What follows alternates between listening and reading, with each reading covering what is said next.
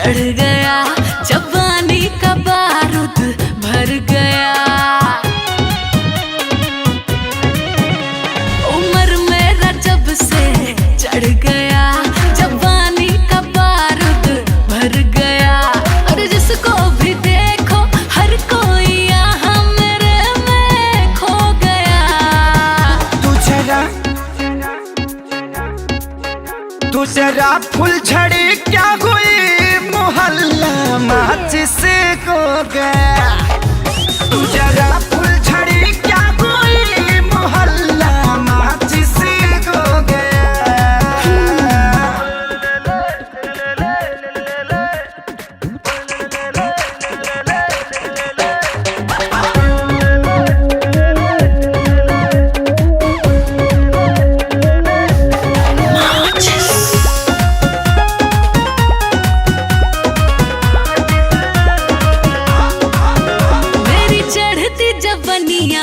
जैसे बिजली की वायर रे, टच करना ना मुझको, मैं हुस लगती फायर रे।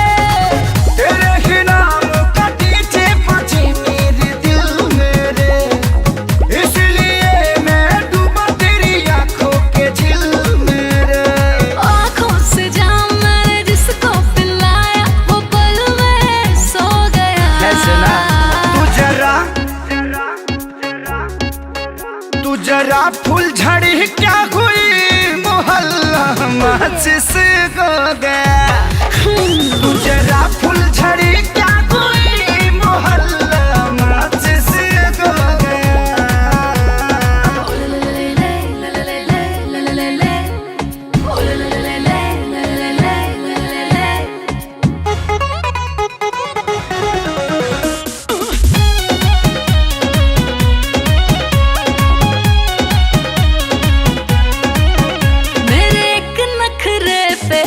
बाबू लाखों के खर्चे हैं, मेरे नाम के छपते हैं सबके